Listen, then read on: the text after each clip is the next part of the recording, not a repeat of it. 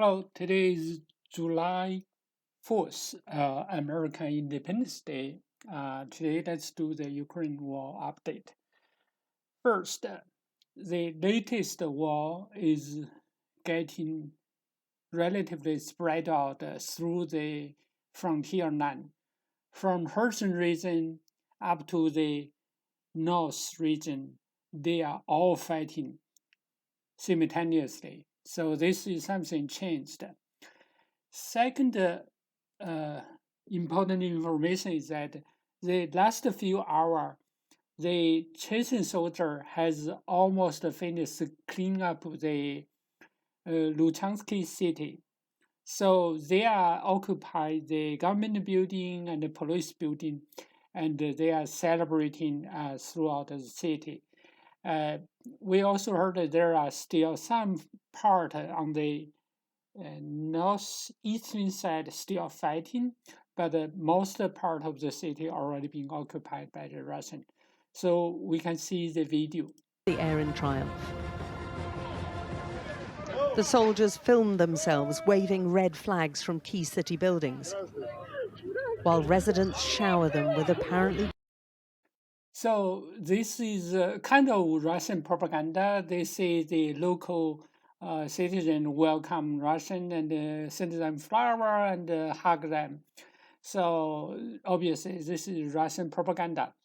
Let's continue to come back to this picture. This is getting very interesting.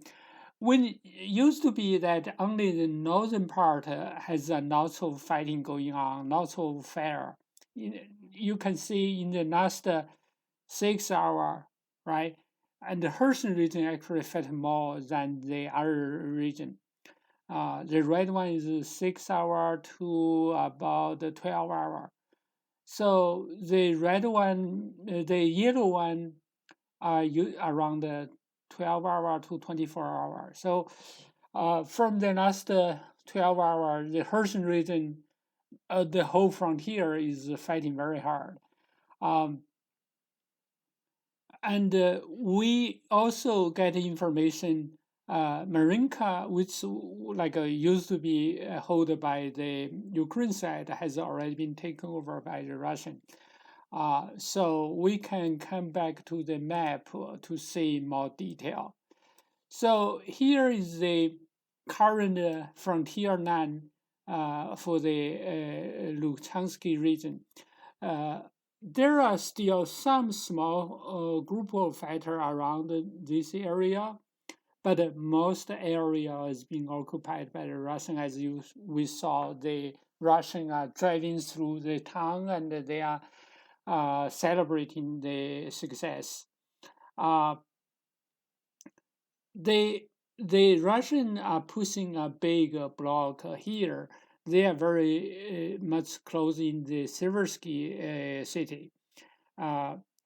We assume most of the soldier here was withdrawn from Luchansky, and I think they will quickly withdraw to Kramatorsk because Bakhmut is kind of also in danger, being circled.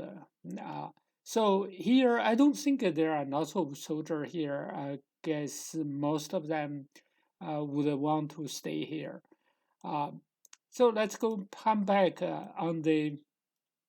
If we look at the fair map, you can see that this is Donetsky city. So we can see the Marinka. Here is the Marinka. Marinka already don't have the fair, right? It's already occupied by the Russian. So Russian are pushed south to this particular area. And Russian also attacking around the front, the middle of the city line, parallel to the city. And also we know that the Russian also attacking this city to the northwest.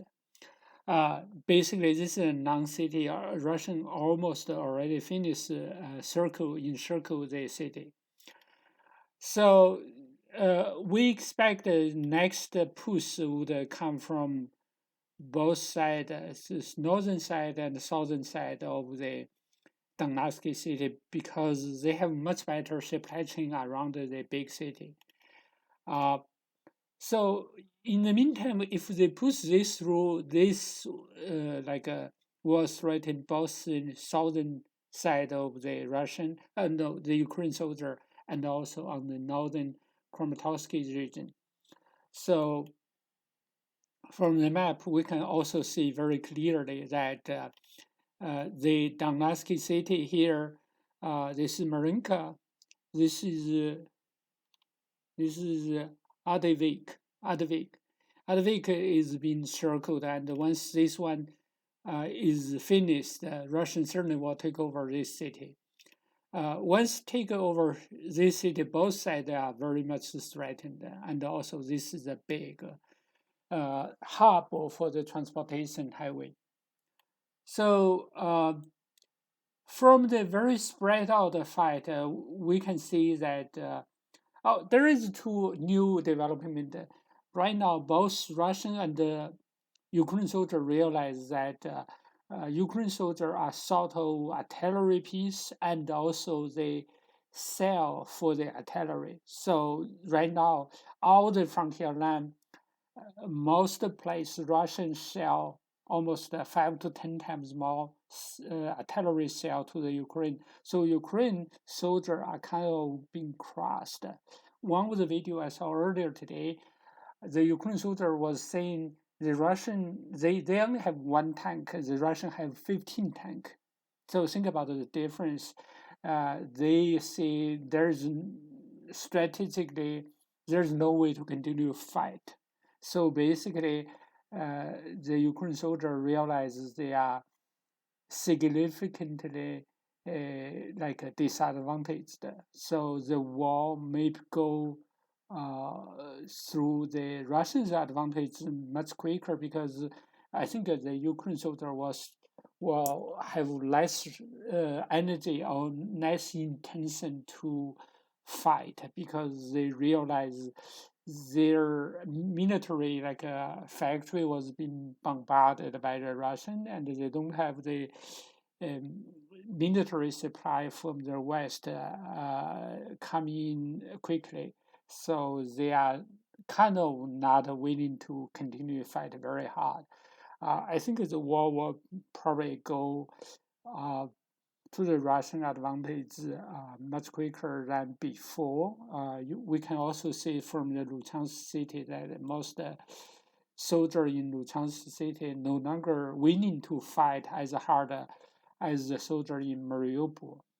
Certainly, there is less defense and less willingness and less determination than they used to be. So that's the understandable situation for the Ukraine side, because their military infrastructure is not sufficient after the Russian bombarded them. We can also see there are kind of embarrassment for the Boris Johnson, and he's attending the NATO meeting. 5% of GDP on defence by the end of the decade. Thank you. See you later. Thank you. Mr. Johnson returns home after 8 days abroad and 3 summits to face the bitter domestic music. And so does Joe Biden, returning to a world of woes which no amount of armour can protect him from. They all face... Basically, what happens is that Boris Johnson and Biden both have the historically record low opinion poll inside their United Kingdom and the United States. So both of them was hoping the Ukraine war, by supporting the Ukraine war, they can recover the disaster from the Afghanistan withdrawal. They want to boost their opinion pool, but unfortunately, the situation is that when they get into the Ukraine war, they actually damage them further.